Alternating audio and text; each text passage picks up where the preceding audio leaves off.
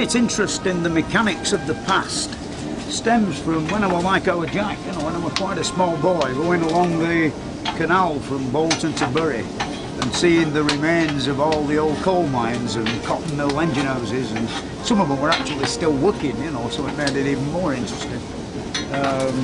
That's really why I've created all this lot here in my backyard, and it's sort of a vain attempt to hang on to childhood memories, I suppose.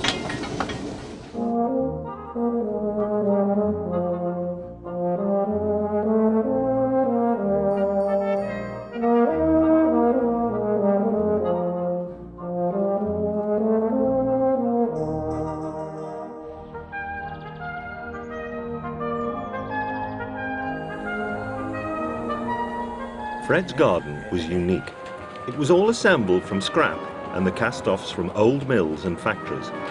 But it was probably the finest working example of a steam-powered engineering workshop in the country. But more than anything, it was Fred's playground, a place where he breathed life back into rusty old machinery and steam engines. And when he went to Buckingham Palace to receive his MBE, he got no doubts about why it had been awarded to him. I can hardly write, but I can do things, you know. I'm a mechanic. I'm a backstreet mechanic. Aberdeen University gave me an honorary degree in backstreet mechanicking. And now Birmingham University have given me a degree in backstreet mechanicking. So it'll do for me, that, you know. And now you've been honoured by the Queen. Oh, yeah, we're an MBE as well, yeah. All engineers are backstreet mechanics to a greater or lesser extent. Basically, we all like tinkering about. We're a practical profession. I don't think there's anything to be ashamed of to be a backstreet mechanic. In fact, I think it's something to celebrate. I think he's a very good mechanic. And an excellent engineer. You go to so many museums that appear to be dead. Nothing happens, you know. I mean, lots of them try their best and actually do manufacture bits of things. But this lot here, it all works full bore, you know. You can drill a 2.5-inch hole through an iron bar, or you can forge a big lump of iron 2 inches square, or saw a piece of stone in half a foot thick. So I don't think I've done so bad, really, out of the jump that would all have gone into the scrapyards, but for me. And Fred's machines, of course, he didn't pay a lot for them, if anything, because they were always archaic, not wanted, belt-driven, but it were ideal. It suited his steam engine, which, as you've seen it down in his yard, it drove to every corner of the yard. Nearly every nut and bolt in all of this place, I know where it come from. Every piece of shafting, and every wheel, and every boiler, and, you know, every spanner nearly. And it sort of grows, because once you've got established, people ring up and say, you want a bucket full of big spanners that are quite obsolete and nobody wants anymore.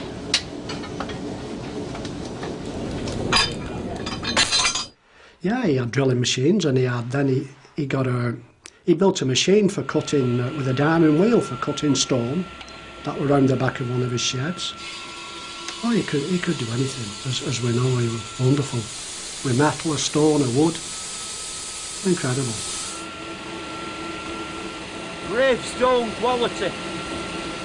One of his favourite pastimes was to journey down to a local scrapyard, and he'd be a devil, actually. He'd be rooting round through all kinds of boxes and skips and God knows what else, searching out little bits of brass and copper, little bits of offcuts. And the people who I went with him once or twice, and the people who owned the scrapyard obviously thought a lot of Fred, because they never charged them, and if they did, it with coppers for these odds and sods and bits of leftovers. You don't want paying, do you? Do you ever pay for a fee? I think the garden was Fred, in essence, who he was.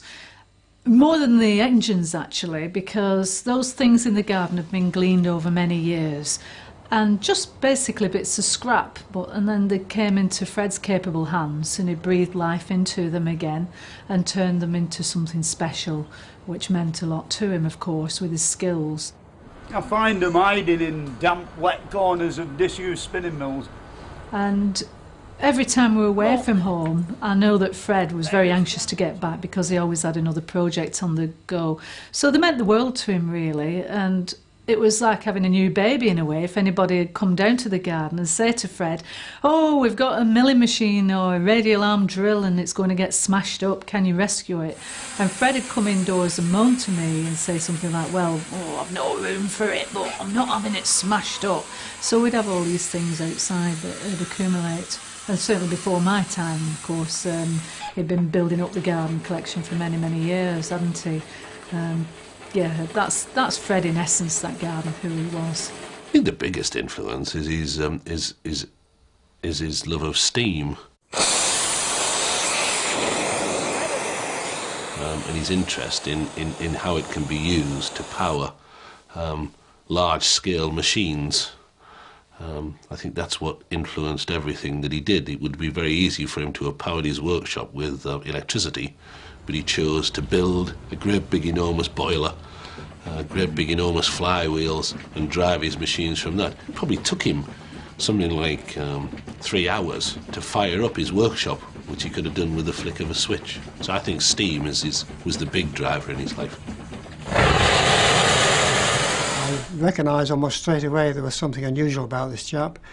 I had examined many restored old boilers and engines and bits and pieces like that, and when I came to meet Fred, I realised that he was an extremely thorough person. The preparation of the boiler was beautiful, and the repairs he carried out were excellent, so I was quite impressed with him straight away. I thought it was quite amazing that from an ordinary garden he'd be able to build this workshop. I was most impressed with all the machine tools he'd assembled there and the structure to drive them, which was made out of telegraph poles. It would bring about many problems with shaft alignment and so on such a kind of a scanty structure, but he made a rigid job of it and it worked perfectly. I'm very fortunate having all this antique, obsolete machinery that still works very well, you know. I could make most of the parts. I mean, this thing behind me, even though I don't look it, it's almost new, you know. There's only part of the boiler original, the new rims on the wheels and new solid tyres.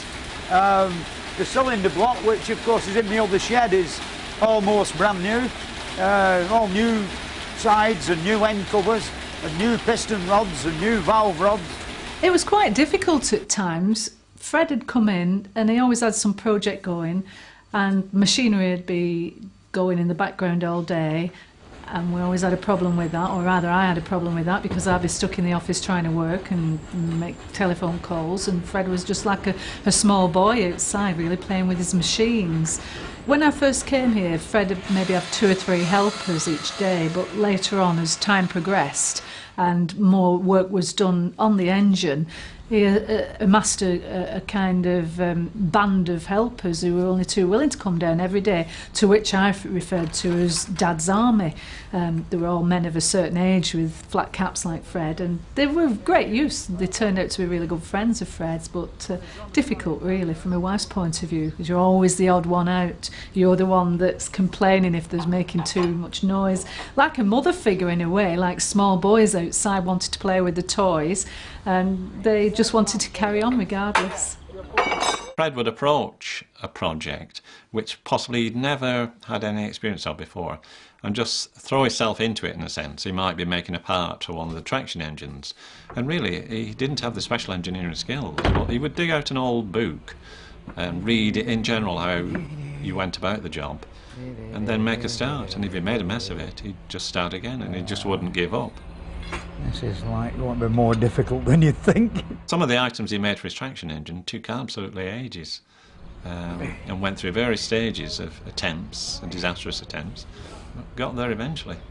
I remember I did speak to an engineer once who saw some of the work that Fred had carried out on his latest traction engine, on the boiler, and this man couldn't believe that Fred had actually fashioned this particular part of the boiler by hand. Pretty level, innit? He just wouldn't believe us, really? and Fred told him how he'd achieved the job. And I think he was still sceptical at the end. Yet we knew that Fred had actually fashioned this part by hand over a long period. So he was admired as regards the way he would tackle any job and would never think, I've not done it before, so I can't do it. Go and have a try, because if we overbend it, it'll, you know, it takes a bit of straightening out, yeah. A backstreet mechanic, yeah. I mean, there's good backstreet mechanics and there's bad backstreet mechanics. I think it's fair, if he called himself that, he was probably playing himself down because Fred could turn his hands and do it. There's a lot of people that'll talk about it but can't do it, and there's them that don't talk about it but can do it. And Fred didn't just do it on his own engines.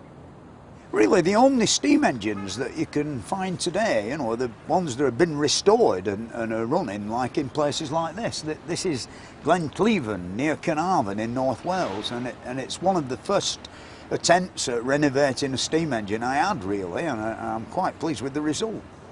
Like, really, it's rather strange how I got the job, you know. First of all, I got an inquiry from Mr. Wakeford, who was the architect here on the site, and he said, we've got a chimney in North Wales, you know. I said, where's that? You know, he said, Carnarvon. And I said, how big is it? Thinking it would be something that we could make some money out of. And he said, it's about 60 feet high. And I said, well, it's not really big enough to travel all the way from Bolton to Carnarvon for a chimney 60 feet high. And then he said, but we've got a steam engine as well, you know, which put a different light on the matter. And when I came, like, you couldn't see the chimney for ivy. It was rather reminiscent of a Cornish tin mine job, you know, with all the ivy around. And the man in charge, he said, well, give us a price for taking the ivy off, and a price for looking at it, and a price for doing it up. And cut a long story short, we did all of that, and we got the job of renovating the chimney. And then one day it came on raining, and I sent my man for the key for the engine house. And we got in the engine house and looked at it, and sort of sorry state. And it had been vandalised, and all the brass bits had gone, or I thought they'd gone, actually. What must have happened is the vandal must have got disturbed and left it all behind and run, and then somebody else had collected it all up and put it in a box, and I found that next door. But once I'd secured the contract, I took it all back home to Bolton. We took a shaving off here, and I shined the crank up here. Don't really know how I did that now, because the state it were in, like corrugated iron. He was very proud of his skills, the machines that he could run, the parts that he could make, building his steam engines. He made all the parts himself. These are skills that are somewhat undervalued in our society today, and Fred tried to bring them to the fore. I'm making square washers. He believed that engineering was not about the theory, but about the practical application. There's nothing wrong with that for a hole in a piece of iron, is there? He was an absolutely superb man, whether we were working on a lathe, whether we were drilling holes through a pin, through a bolt, whether we tightened bolts up. All the bolts had to go in the right order. Everything had to be painted, but prior to that, they'd be greased. There'd be a nut tightened down, so all the flats on the nut were all equal at the front. Considering they was mainly self-taught and there wasn't really a workshop machine that Fred couldn't operate, well, it's unbelievable the skills he had, really. And I know that from people who taught at technical colleges or other engineers who came on site and saw evidence of Fred's work. They were always enthusiastic and full of praise for the level of skill that he showed and the finish that he achieved with items that he'd made. From the pit egg gear, 30-foot high, right down to making his own sort of individual nuts and bolts for the traction engine. Nearly everything big, like crank throws and all of that, were all either done on a planing machine, which worked very similar to this, or a shaper like this. Like, basically, it's a plane. It just, the tool takes a shaving off the top of, say, a forging that would have come from underneath the steam hammer, would have ended up bolted down to this bed, and the tool ridden across it with a lot of force, shavings flying everywhere. I mean, this is only a toy, really. In terms of the appreciation of making things out of metal and making things work, he was very good at that. but there are some special skills involved in getting old machines going and putting together the remainder of old machines to try and make them go again. And that was something that he developed a whole range of skills. Traction engines and locomotives in the Victorian times were nearly always built in sheds like this, but, you know, actually a bit bigger, you know, maybe 8 or 9 times as long, but the machinery, you know, were all very similar to this. And they didn't seem, you know, nothing were impossible. Like nowadays, a man wouldn't be allowed to play about with something like this, he might hurt himself. But they had nothing, you know, very, very inventive time. Where they lifted things up and got things about, and everything they made were much over-engineered and always very big and very heavy. Even as late as 1880s, you know, they still had this type of gear in it. They had big overhead cranes, but if you study the old photographs carefully, you'll see there's lots of chain blocks and little arms sticking out of walls with a feeble little set of chain blocks on to mess about with weights like this. Well, he was a self-taught mechanical engineer, and I think therefore he connected with a lot of people who've ever tinkered with a car or a motorbike. He also, I think, connected with that interest in craftsmanship and skills. And we find that increasing numbers of people also want to connect with craftsmanship and skills. And I think he was very good at bringing across the enthusiasm and interest for making things work, solving practical problems. And I think that was very much his legacy.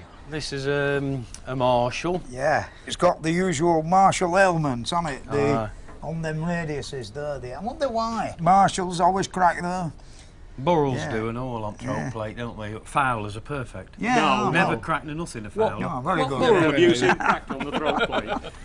When you think about Fowlers, Leeds, there were more traction engine builders and loco builders in Leeds than any other bloody city in the land, you know, I think there's dozens of them, weren't there, you know.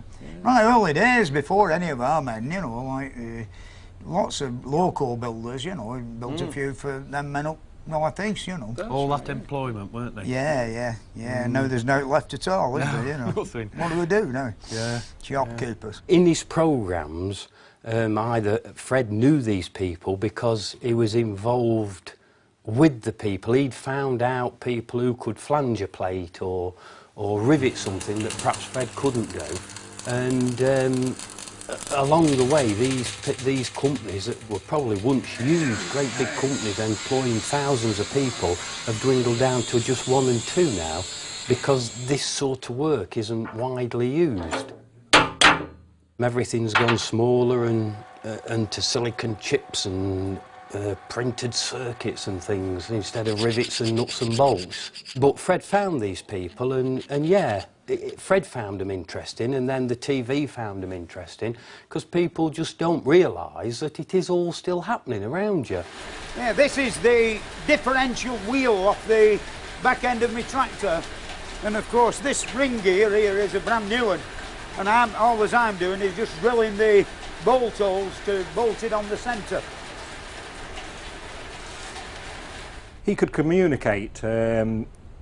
You know, anybody could understand him, and he could put it over in a way so that everybody, he didn't sort of talk down to anybody. He didn't explain things in too much detail, but he could put things across so that everybody could understand them. All the machinery, you know, in 1870s and 1880s, 90s, it'd all be very, very similar to this, apart from the gearing would have been exposed maybe. And of course they all relied on cow's bellies, you know, leather belts. You know, all locomotives and traction engines have all been made by belt-driven machinery. I mean, no fancy CNC tackle, you know. Quite dangerous as well, you know. I should imagine they had the first year of disasters. Now everything's got guards on and you've got to wear goggles and all that, like. I think really we're breeding a nation of men who, you know, aren't what they used to be. That's my interpretation of it. You know, they have got health studios keep in good order, like. And as you see, this is fully automatic. It's doing a grand job. There's only one difference between this and the most modern state-of-the-art thing that we've got now, is the modern one goes a bit faster. The latest bit is the gearing that I've just done. I made the blanks, but I didn't put the teeth on. I've not got a gear cutting machine. Nearly all the work on his engines was done in this workshop, but there were a few jobs that were too big to be done here.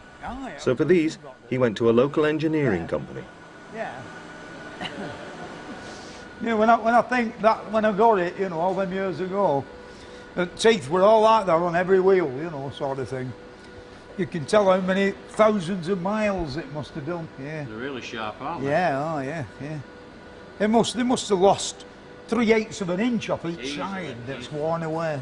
Many people just didn't know that. They didn't know that there were forges still operating. They didn't know that rivets were being made, or imperial nuts and bolts, or just all manner of bits and pieces. The fact that there are traditional boilermakers still operating in the country, where steam engines can be repaired to the traditional manner. Fred just showed people what was in that shed on the industrial estate that was making all that noise and racket. And he showed people how we came to be where we are. He showed that engineering was something not to be hidden away and something to be proud of. I think Fred's a really good role model. One of my personal things about engineering is that we don't market it in the way that we should. We don't market it as a fun profession. Stay there. We market it to youngsters as being worthy, an earnest profession, worthwhile. Now, if you're a young rebel of 15, then I don't think you're that interested in worthy and earnest. You're interested in fun and reward. And so I think Fred is always seen as quite a role model because of his natural enthusiasm and the way he talks about engineering things and the toys that he owns. I think mechanic's not the correct word. He was probably a backstreet engineer, and by that he meant he'd possibly no formal training in engineering, but it was something which he'd picked up and read. And he was very accomplished in a lot of things that he did. He tried no end of things, and on the programmes, if he was offered a chance of having a go, Fred would always have a go. He was, you know, interested in having a play.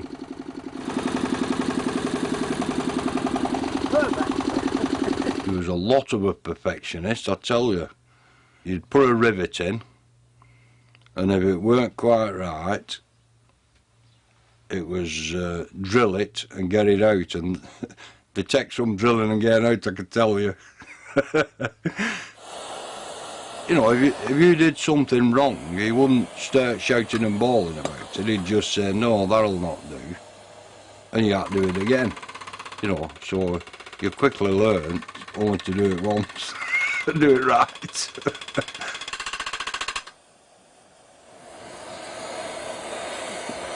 Getting better. Oh, yeah, many a time I've seen him, we've put a rivet in. Oh, that's gone a bit wonky, that, he'd say. No, we'll do the next one, we'll come back to that, you know, and we'd put another one in, oh, that's better. You know, and we'd do 3 or 4 more, perhaps, and then he'd come, look at that one, look at it, come around here and look at it from here. Look, it's down a bit, you know, drill it out, he'd say, you know, let's drill it out, you know, and out it would have to come, and we'd put another one in, and that was just because, you know, when you're manipulating your air-operated hammer, if it had gone a little bit one-sided. He'd done it himself, but he wasn't satisfied with it, so out it had to come. Now, nobody else would have done that. My favourite thing, Fred's contribution to the sort of knowledge of things, was watching him demonstrating in his own workshop at home how you riveted, how you created arches, those sort of things, the practical elements of the Industrial Revolution. To see things come alive that you've only read about. I remember one example was when he was caulking on a boiler years and years ago, but for me, always wondering what this sort of mystical process was. It was great to see somebody doing it in action, and that he was doing it in his back garden, probably something that would be the envy of many, you know, grown-up boys, was something quite special. There was nothing in between the plates, maybe a coat of red lead or something like that, but just the rivets alone, you know, wouldn't make it waterproof, so all the edges of the seams had all got to be caught with a contraption like this.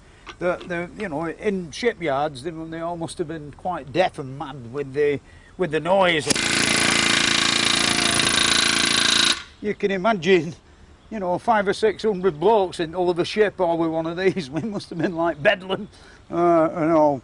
But any rivets that weren't quite finished off, you could go around the edges with a caulking hammer and swell the metal up so that, you know, the water didn't come in. Fred used to compare his work with what he'd seen on something old and interesting. And he had an ability to say to himself, that's not good enough, I can do better than that, and I'm going to do it again. And that is in fact what he did. The boiler on this roll was actually the third boiler.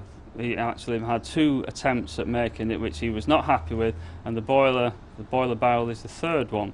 So he knew himself he could do better. And he would ask me things about riveting and about caulking and the peculiarities of flanging, for example. And this were much used later on by Fred when he did his steam tractor in recent years. Now then, Fred. Right, come, that's a lovely surprise. Just let me welcome you with this job. That's from Ralph from Aberdeen. Paul, can you just turn your machine off, mate? Have you ever met my old mate, Fred? This is Paul. I've never met Paul before. He's our boiler fitter. Yeah. He's 50 years of age. Apprentice. And he's our apprentice. Very He's good. the oldest apprentice in Great Britain. He's a good lad. You're enjoying it, your new apprenticeship? Oh, aye. Learning all sorts. Yeah, well, it's very interesting, isn't it, mending things like this? You know, there's not many people get a chance to do it. Not a lot left of this one, is there? It's not as bad as some have had, but a lot of grooving down here, and we've already started building it up with wells. Yeah. Back down here and all. Yeah, they were, weren't they? Yeah. He were an observer, so if he had that particular interest, he'd look about him. From a railway bridge through to a riveted structure through to a Lancashire boiler, and with reading about it and studying it for himself, then he had a hands-on approach of experimenting with putting rivets in himself in his yard. He eventually, over the years, developed his own method of carrying out boiler work to absolute superb, 100%. But there's nothing wrong whatsoever with the craftsmanship that Fred had put into his boiler making expertise. You're going to show me your new boiler in the your new Arger. Oh, we're going to see that. We're going to go and have a brew in there, haven't we, without a doubt. Yeah. You'll like this, Fred. Yeah. 1882 Lancashire boiler. Yeah. See you later then. Yeah, see you later. Don't look too hard. Yeah, I see you've done it then. Magic. Yeah. Good replacement for the Arger, that, I think, isn't it? Well, it's the biggest and most unique kitchen range in Great Britain, undoubtedly. So I'm informed, anyway. Yeah. We took it out of a mill down in Fazeley in Staffordshire. But I was very pleased to get this because it's a Bury made, a Lancashire made, 1882. And it's William Bland, and you know. I've never heard of them. No, neither had I. Only 5 mile down the road, Yeah. I mean, I've kept abreast of your activities on it, and you know, lots of people have these wonderful ideas, but they never come to know, do they? But this has, hasn't it? Oh yeah, I mean, it's complete with repairs and everything, which quite wonderful, eh? Yeah. Is the bread good when you've done it? Oh, it's good bread. Talking about bread, you want a piece of old bread? Ah, thank you. Right, yeah, watch it up, gum your teeth. More than likely will.